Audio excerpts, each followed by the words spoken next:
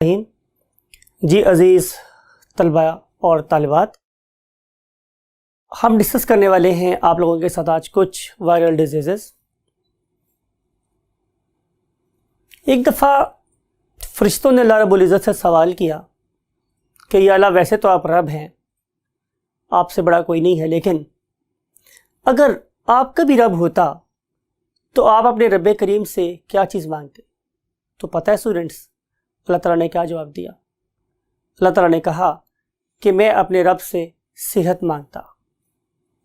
सेहत इस ज़िंदगी के बाद, सेहत इस कुर्रे अर्ज़ की शायद सबसे बड़ी नेमत।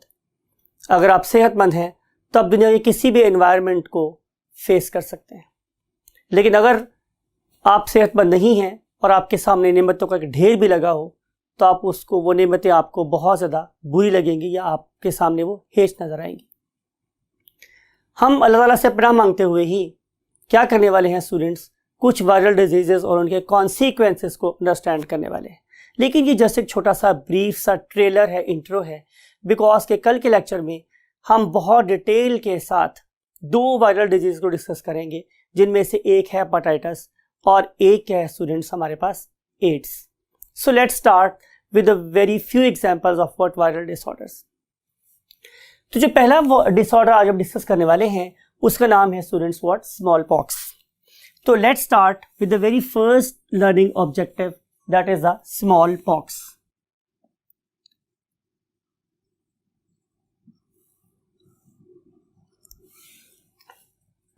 जैसे मैं हमेशा आपके लोगों के लिए एक फ्लैश कार्ड बनाता हूँ इंपॉर्टेंट चीज़ों का, वो फ्लैश कार्ड यहाँ पे भी ऑलरेडी प्रेजेंट है, गौर से देखा हो आप लोगों ने। तो मैंने ऑलरेडी इस स्मॉल पॉक्स के सामने DNA और ब्रैकेट में E लिख दिया है। इसका मतलब ये है कि ये एक ऐसा वायरस है जिसका hereditary material HM hereditary material, it is basically DNA, right. और इसमें ये एबिलिटी है कि ये अपने होस्ट की मेम्ब्रेन को अपने गिर्द लपेट सकता है। ये मैंने कल के लेक्चर में बात की थी, दोबारा रिवाइज कर रहा हूं, इसीलिए हम लोग इसे DNA एनवेलप्ड वायरस का नाम बोलते हैं। It is not a naked virus. Small pox है, इसे हम आम जबान में स्टूडेंट्स चीचक बोलते हैं, चीचक, राइट। अब इस चीचक की पहचान क्या है स्टूडेंट्स, कि ये in the form of vascular lesions develop होती है। वेस्कुलर का मतलब है कि इसके अंदर ब्लड सर्कुलेशन बहुत ज़्यादा होती है। और आप लोगों के नॉलेज के लिए आपको ये बात बता रहा हूँ कि नॉर्मली जितनी भी वायरल इन्फेक्शंस होती हैं वहाँ पे आमतौर पे जो अमाउंट ऑफ टेम्परेचर है या अमाउंट ऑफ हीट है वो बढ़ जाती है। और उसके पीछे रीज़न ये है कि ये वायरसेस, इनका जो रेप्लिकेशन रेट है वो बहुत ज़्यादा है।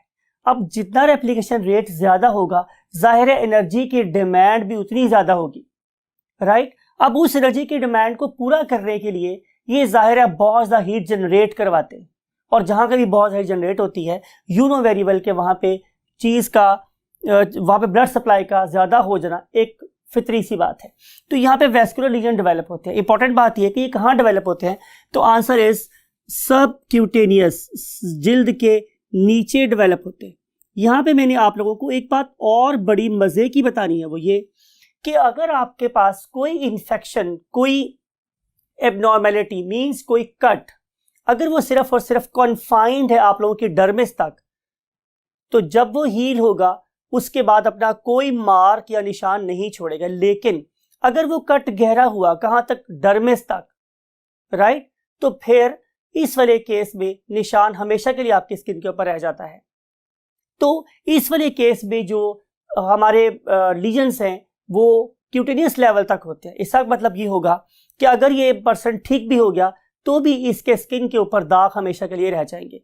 अगर आप लोग आम जबान में किसी बड़े बुजुर्ग से बात करें तो वो बताएंगे जनाब के चीचक वाले बंदे के मुंह पर माता के दाग होते थे। अब वो जो माता थी, आपको पता है हिंदुओं की एक देवी थी जिसे हम लोग काली माता के नाम से जानते थे।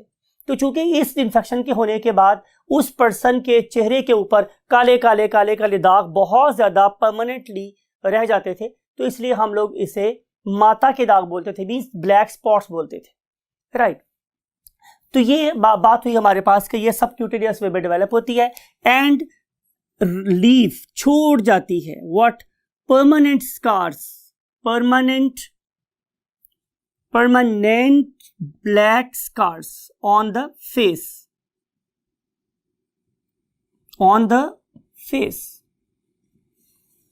अगली बात स्टूडेंट्स ये है कि बहुत पुरानी बीमारी है, शायद ईसा अलैहिस्सलाम से भी पहले की बीमारी है, यानी कि वर्ड जो यूज करते हैं हम लोग वो before Christ BC, perhaps 12 BC, ईसा अलैहिस्सलाम से भी कोई 1200 साल पहले हम इस बीमारी को जानते थे। बहुत प्रिमिटिव डिसऑर्डर है ये। किसी जमाने में इसने पूरी दुनिया को रूल किया और इसने अबाउट तकरीबन 3 बिलियन से लेकर 5 बिलियन तक लोगों की जान सिर्फ और सिर्फ एक सदी में ले ली। तो इस लिहाज से ये बड़ी लीथल डिसऑर्डर है। अब सवाल ये है कि अगर ये इतना पुरानी डिजीज थी तो ये आज हमें नजर क्यों नहीं आती? अल्हम्दुलिल्लाह due to the same what method और टेक्नोलॉजी जिसे हम लोग नाम देते थे क्या, वैक्सीनेशन। यानी कि हम लोगों ने इस पर्टिकुलर वायरसेस को लिया, ठीक है, और इन पर्टिकुलर वायरसेस को हमने क्या कर दिया, अटेनुएट। जब मैं वर्ड यूज करता हूं अटेनुएट, इसका मतलब ये होता है टू वीकन द जर्म्स, कि मैं जर्म्स को वीक कर दूं, कमजोर कर दूं, कि मैंने किसी न किसी तरीके से इस पर्टिकुलर वायरस की ability to cause disease minimize करनी है। एक बात यह है कि समटाइम हम इसे मार भी देते हैं, लेकिन यूजुअली हमारी विश ये होती है कि हम उसे मारे ना, हम उसे अटेनुएट करें। अटेनुएट करने के लिए मैं इसे एसिड से ट्रीट भी कर सकता हूँ, बेस से ट्रीट भी कर सकता हूँ, बहुत हाई कॉन्सेंट्रेशन ऑफ सॉल्ट से भी ट्रीट कर सकता हूँ, टेम्परेचर शॉक दे सकता हूँ, थर्मल क्या कहते हैं मैकेनिकल शॉक्स दे सकता हूँ। तो ये सारी की सारी चीजें करके हम सिर्फ ये कहना चाह रहे हैं कि ये वाला वायरस अब डिजीज कॉज होने के काबिल ना रहे। Once we have done this thing तो हम उसे बोलते हैं कि हमने उसे अटेनुएट कर लिया है। अब इस अटेनुएटेड वायरस को जब मैं किसी हेल्दी ऑर्गेनिज्म की बॉडी में डालता हूं तो रिजल्ट क्या होता है स्टूडेंट्स, कि इस पर्टिकुलर एंटीजन को देख के मेरी बॉडी क्या बना लेती है, एंटीबॉडी। राइट, ये कैसा ऑर्गेनिज्म था जो डिजीज कॉज नहीं कर सकता था, लेकिन इसको देख के मैंने एक फोर्स डेवलप कर लिया अपनी बॉडी में, that is called as antibody. अब अगर सराउंडिंग से ये वाला वायरस मेरी बॉडी में आएगा भी तो चूंकि इसके अगेंस्ट ऑलरेडी एक फोर्स प्रेजेंट है तो वो उससे लड़ना शुरू कर देगी, तो मैं उसका शिकार नहीं होऊंगा। तो तकरीबन गुज़िश्ता 50 सालों के दौरान में हम लोगों को ऐसा कोई केस नजर नहीं आया, और 1950 के अंदर WHO ने इसको डिक्लेयर कर दिया था कि now our world is free of what, smallpox, चीचक से फ्री हो गई है। लेकिन हम इस पर्टिकुलर चीज से निजात बहुत अर्सा पहले भी हासिल कर सकते थे, लेकिन जाहिर है कुछ मेल प्रैक्टिसेस होती हैं जो हम लोगों को एक टारगेट को अचीव करने से रोक रही हैं। मिसाल के तौर पे अगर हम आपसे ये बात कर रहे हैं कि आप लोगों ने इस पर्टिकुलर वैक्सीन को लेना है और इसकी आपने 6 शॉट्स लेनी है या 4 शॉट्स लेनी है, और आप लोग सिर्फ एक शॉट लेने के बाद रोक देते हैं, तो या फिर जो वैक्सीन हम आपके पास पहुंचाना चाह रहे हैं वो वैक्सीन पहुंचते पहुंचते डीनेचर हो गई है, या आपने रिकमेंडेड डोज नहीं ली, या जो उसको इंट्रोड्यूस करने वाला था उसको सही वे में इंट्रोड्यूस नहीं किया बॉडी में, या आप लोगों का इम्यून सिस्टम पुअर था। तो ये सारी की सारी चीज़ें हमारी उस सक्सेस को थोड़ा सा सप्रेस कर सकती हैं, उसको लो लेवल पे लेके आ सकती हैं, जिसकी वजह से हमारा इस पर्टिकुलर डिजीज से अचीव होने का टाइम बढ़ गया। राइट, लेकिन बहरहाल थैंक्स गॉड कि 1950s के बाद से लेके अब तक हमारे पास चीचा का कोई केस नजर नहीं आया। Right students, so let's move to the next disorder that is called as herpes simplex. So second disorder is herpes simplex. ये भी एक वेस्कुलर लीजन से आइडेंटिफाई होने वाली डिजीज है। इसका मतलब ये है कि डिफरेंट जगहों पर आप लोगों की बॉडी में वेस्कुलर लीजन्स डेवलप हो जाएंगे। मैंने आपको बताया स्टूडेंट्स कि जहां कहीं भी नॉर्मली वायरल इन्फेक्शन होती है वहां पे चूंकि इन ऑर्गेनिजम्स का रेप्लिकेशन रेट बहुत ज्यादा होता है, तो एनर्जी का ज्यादा बनना, एनर्जी का ज्यादा लॉस होना, ब्लड सप्लाई का ज्यादा होना, इट इज क्वाइट नेचुरल। तो ये भी वेस्कुलर लीजन डेवलप होते हैं, और इस वाले केस में हम इसको कैसे आइडेंटिफाई करेंगे, how we can identify it, identification. तो इसको नॉर्मली स्टूडेंट्स हम आइडेंटिफाई करते हैं by means of definitely vascular lesions, लेकिन ये वेस्कुलर लीजन्स बहुत छोटे छोटे होते हैं और आमतौर पे ये अराउंड द माउथ आपको नजर आएंगे। रेड कलर के दाने होंगे, रेड कलर्ड पिंपल्स जैसे होते हैं वैसी कोई चीज आपको नजर आएगी, राइट। और फिर ये फैलती है, इट इज अ कॉन्टेजियस। मिसाल के तौर पे अगर किसी पर्सन को यहाँ पे एक दाना था और उसने उसको खुजाया तो वही वाला जो वाटर है that is very much rich in viruses, वो साथ लगेगा तो वो साथ वाले सेल्स को अफेक्ट करना शुरू कर देगा। तो इस लिहाज से ये जो डिजीज है ये फैलने वाली डिजीज है, अपने ही हाथों के थ्रू फैलने वाली डिजीज है। और ये कहा जा सकता है परहैप्स ये हमारी पॉपुलेशन में बहुत ही कॉमन एक डिसऑर्डर है, right. So it is very common disorder, ये बात भी आप लोगों ने माइंड में रखनी है। इसके बाद हम मूव कर रहे हैं स्टूडेंट्स नेक्स्ट पॉइंट पे, जिसका नाम है इन्फ्लुएंजा। अब इन्फ्लुएंजा को भी आप लोग बहुत तरीके से जानते हैं, यानी कि ये वही वायरस है जो आमतौर पे हम लोगों को नज़ला जुकाम फैला रहा होता है। लेकिन आमतौर पे कॉमन कोल्ड में और इन्फ्लुएंजा के सिम्टम्स सेम होने के बावजूद दोनों में एक फर्क है। वो फर्क स्टूडेंट्स ये है कि आमतौर पे जो हमारा कॉमन कोल्ड होता है वो 3 से 5 दिनों में ठीक हो जाता है, लेकिन जो इन्फ्लुएंजा है ये ठीक होने में तकरीबन 2 हफ्ते का टाइम ले जाता है। फिर उसके बाद इस इन्फ्लुएंजा के थ्रू जो सिम्टम प्रोड्यूस होते हैं they are more disturbing than the common cold, right. For example इसमें जो हमारे हेड में ब्लॉकेज है वो ज्यादा होती है, जो अमाउंट ऑफ जिसे हम पस बोल रहे होते हैं वो ज्यादा प्रोड्यूस हो रही होती है, ये हमारी सेरिब्रल कंजेशन ज्यादा कर रहा होता है। तो इसका जो एम्पलीट्यूड है या जो इसकी इंटेंसिटी है it is more severe than normal you can say common cold viruses. और इसके बारे में आप लोगों ने याद रखना है स्टूडेंट्स कि ये एक आरएनए वायरस है, राइट, और ये भी एक एनवेलप्ड वायरस है, राइट, और ये भी कॉमन कोल्ड जैसे सिम्टम डेवलप करता है, लेकिन इसका जो ड्यूरेशन है ये ज्यादा है, duration is larger than normal common cold viruses, ठीक है। फिर इसके अलावा इसके जो सिम्टम्स है उसमें जाहिर है स्नीजिंग, छींके आना, उसके बाद कफिंग, आप लोगों के जब यही वाटर जब आप लोगों के बैक साइड पे फॉल करते तो आप लोगों को कफिंग भी स्टार्ट हो सकती है। फिर इसके अलावा हेडेक, आपके सर में दर्द, और फिर इसके अलावा watering of the eyes and nose, watering of eyes and nose यानी कि आपके नाक और आंखों से पानी बहना शुरू हो जाता है और हेडेक बहुत ज़्यादा सीवियर होती है। और नॉर्मली जो ब्लॉकिंग ऑफ नोज है वो भी हम लोगों को यहाँ पे नजर आती है, आपका नोज ब्लॉक हो जाता है, ब्लॉकिंग ऑफ नोज। और इंपॉर्टेंट बात यह है स्टूडेंट्स के जब आप लोग इनसाइड वार्म रूम होंगे तो आप लोगों को स्नीजिंग या कफिंग और फ्लो ऑफ या वाटरिंग ऑफ नोज वो कम होगा। लेकिन जो ही आप लोग ओपन एयर में जाएंगे तो ये सिम्टम आप लोगों को रिवर्स होते हुए नजर आएंगे, मींस कि फिर आप लोगों की स्नीजिंग भी बढ़ जाएगी, आप लोगों की शायद कफिंग भी बढ़ जाएगी, शायद आपको हेडेक भी थोड़ा सा रिलीफ मिलेगा बिकॉज कंजेशन कम हो रही है, लेकिन जो वाटरिंग ऑफ नोज है वो बहुत ज़्यादा रैपिड हो जाएगी। ये वाला सारा प्रोसेस वही बात है अप्रॉक्सीमेटली 15 डेज तक चलता रहेगा और 15 डेज के बाद फिर आप लोग बिल्कुल ऐसे महसूस करेंगे कि जैसे हमें कुछ हुआ ही नहीं था। रीज़न इज कि इन 15 डेज में इस पर्टिकुलर वायरस का साइकिल कंप्लीट हो गया और उसके बाद आप नॉर्मल हो जाएंगे। नॉर्मल होने में अगेन आपने जो बात माइंड में रखनी है वो ये था कि इस प्रोसेस में एंटीजन एंटीबॉडी रिएक्शन के रिजल्ट में आप लोगों की बॉडी ने इस एंटीजन्स को देखते हुए क्या बनाई, एंटीबॉडीज, और उन एंटीबॉडीज ने फाइट किया इस एंटीजन के साथ और 15 डेज के अंदर उसने आप लोगों की बॉडी में से सारी एंटीजन्स को वाइप ऑफ कर दिया। जब तक ये वाली एंटीबॉडीज आपकी बॉडी में स्टे करेंगी यू विल फील हेल्दियर, लेकिन जब चूंकि ये वाली एंटीबॉडीज स्टेबल नहीं होती, ज्यादा देर बॉडी में स्टे नहीं करती, तो जब ये एंटीबॉडीज का लेवल बॉडी में दोबारा से कम होगा और ये वाले वायरसेस मेरी बॉडी में दोबारा आएंगे तो मैं दोबारा से इन्फ्लुएंजा का शिकार हो सकता हूं।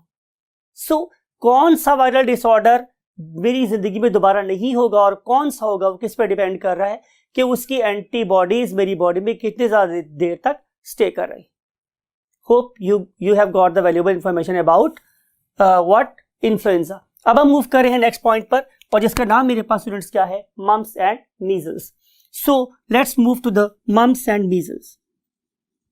अब स्टूडेंट्स जो हमारे पास वर्ड है मम्प्स, इसके लिए हम जो आम तौर पे टर्म यूज़ करते हैं, आप इंशाल्लाह डॉक्टर बनने जा रहे हैं तो ज़रूरी नहीं है कि आप सारी की सारी सर्विसेज सिर्फ किसी शहर में देंगे, आप लोग किसी गांव में भी आपको जाना चाहिए और इस इंसानियत की खिदमत करनी चाहिए गांव में जाकर भी, बिकॉज जो लोग गांव में रहते हैं वो भी इंसान है और वो भी आप लोगों की सर्विसेज को उतना ही डिमांड करते हैं जितना कि शहर के लोग करते हैं। सो अगर आप किसी गांव में जाएंगे तो गांव में जाने के बाद आपको जाहिर है मम्प्स का वर्ड सुनने को नहीं मिलेगा, तो वहां पे लोग आपको बोलेंगे जनाब कि मुझे कानपेड़ों की शिकायत हो गई।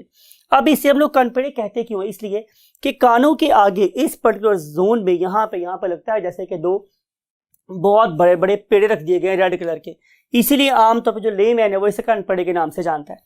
अब ये जो कानपेड़े हैं बेसिकली यहाँ पे ग्लैंड्स होते हैं, उन्हें बोलते हैं पैरोटिड ग्लैंड्स। तो ये वाले वायरसेस जो कि बेसिकली RNA एनवेलप्ड वायरस है, I am talking about mumps के वायरस ही, कि ये RNA एनवेलप्ड वायरस है, मैं इसकी बात करूँ, ये जाके हमारी बॉडी के उन सेल्स को अफेक्ट करता है जो कि पैरोटिड ग्लैंड बनाते हैं। इसका मतलब ये हुआ कि ये इनका जो टारगेट सेल्स हैं वो पैरोटिड ग्लैंड्स के सेल्स हैं।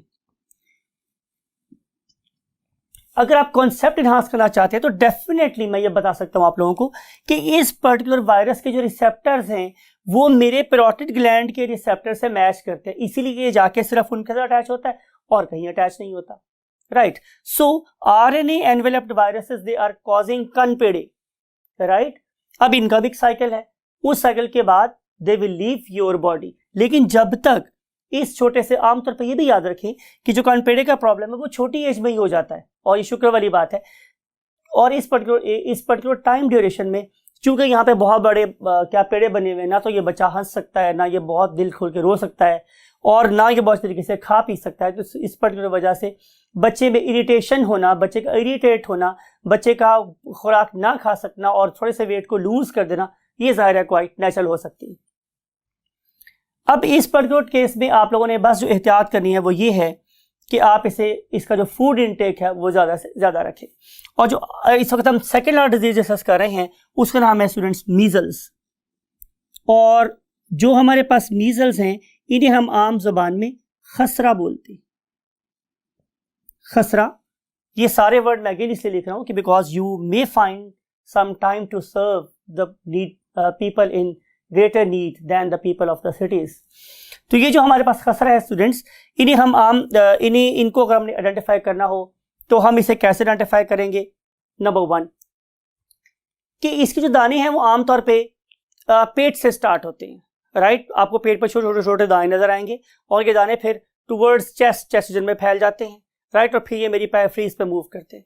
सो मच सो स्टूडेंट्स के ये वाले दाने मुझे इवन आंखों के नीचे नजर आते, सो मच सो के a time will come during this you can से इन्फेक्शन कि उस पर्टिकुलर पर्सन की जो आंखें हैं वो आपको चिपकी हुई महसूस होती है। ये बच्चा ना कुछ खा सकता है ना कुछ पी सकता है, बिकॉज कि ये वाले जो वैस्कुलर लीजन्स हैं ये सिर्फ और सिर्फ उस बच्चे की बॉडी के बाहर नहीं है, उसके रेस्पिरेटरी ट्रैक के अंदर है, उसके डाइजेस्टिव ट्रैक के अंदर है, उसकी आईज के अंदर है, उसके गले, नाक, कान, हर जगह है ये।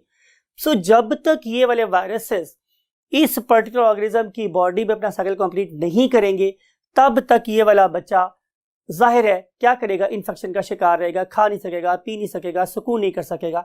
और उसके बाद most of the time, again वही बात, थैंक्स गॉड कि मोस्ट ऑफ द टाइम इसकी जो एंटीबॉडीज बनती हैं वो परमानेंट होती हैं।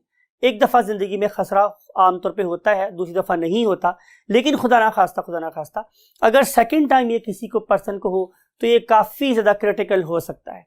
और आप ये भी दुआ करें कि अगर आपको खुदा ना खास्ता ज़िंदगी में खसरा नहीं हुआ तो आइंदा कभी ना हो, और अगर होना हो तो बचपन में ही हो जाए, बिकॉज के बड़े होने के बाद इस पर्टिकुलर डिसऑर्डर की कॉम्प्लिकेशंस बहुत ज़्यादा सीवियर हो जाती।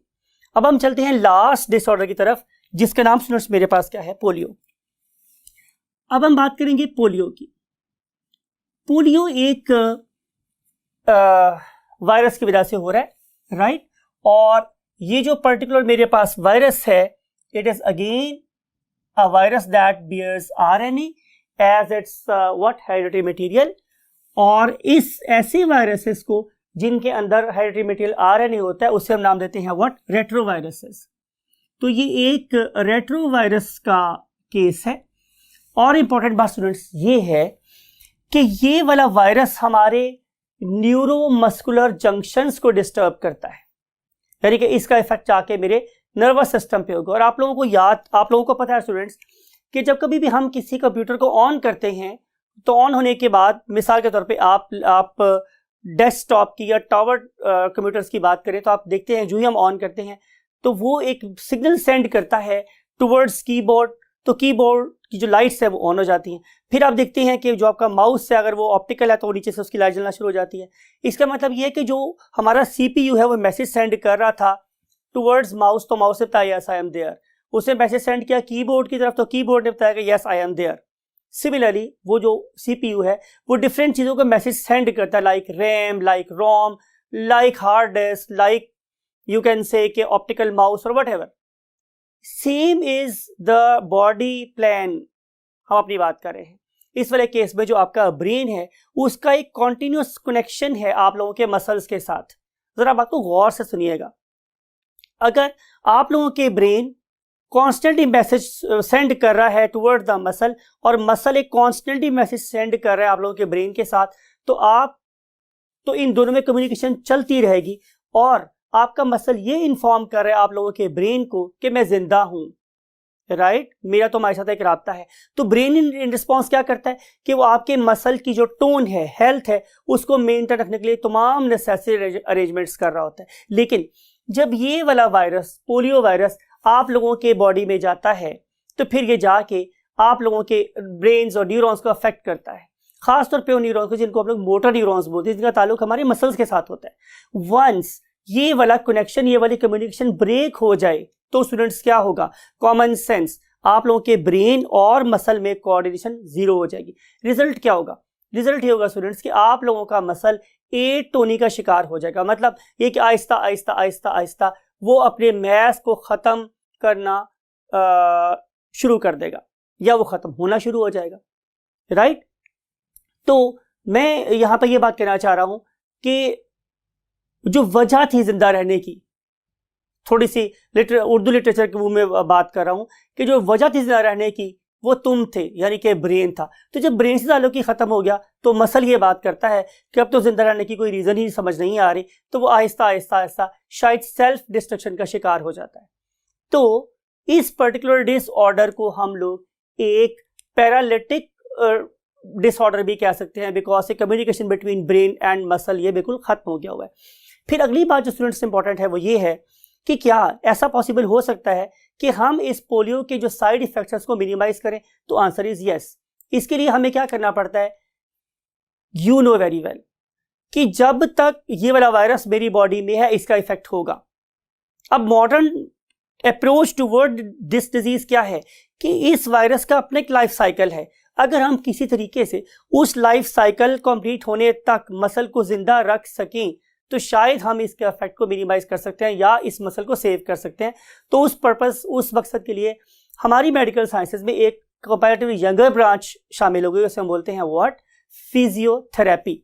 अगर हम इस पेशेंट को जो पोलियो का शिकार हो गया, अगर हम उसको कॉन्स्टेंट फिजियोथेरेपी करवाते रहे और वन वे और द अदर हम इसके मसल को अलाइव रखें तो ये मसल अपने आप को ज़ाया होने से बचा भी सकता है।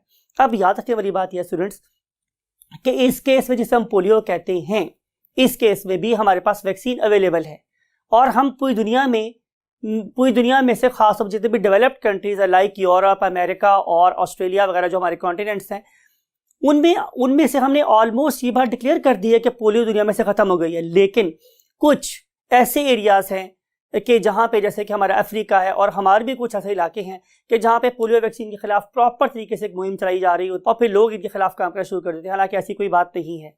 हम दुनिया में कहीं भी वैक्सीन बनाए और उसे सब एक्सपोर्ट करें, उसका पर्पज़ यही होता है कि हम एज सुन एज पॉसिबल दुनिया को इस पर्टिकुलर वायरल डिसऑर्डर से पाक कर दें, जैसे कि हमने डिक्लेयर किया हुआ किसके बारे में, स्मॉल पॉक्स के बारे में। सो अगर कोई पर्सन आपके पास पोलियो वैक्सीन लेकर आता है तो you should have a very good information about it कि इसकी हमें कितनी शॉट्स लेनी है, कितने टाइम तक हमें इसको पिलाना है, कितने ड्रॉप्स लेनी है, ड्रॉप लेने से पहले की मेजर्स क्या है, ड्रॉप लेने के बाद की मेजर्स क्या है। तो अगर हम इन सारी बातों को कंसिडर करेंगे तो अ टाइम विल कम जबकि हम स्मॉल पॉक्स की तरह से ये डिक्लेयर करने के काबिल हो जाएंगे कि दुनिया को हमने पोलियो में से पाक कर दिया है। सो आई होप कि आपकी इन्फॉर्मेशन से आप लोगों को काफ़ी फ़ायदा हुआ होगा। और keep all these things in your mind and try to spread this benefit to other peoples at your max. So thanks for listening and take very good care of yourself.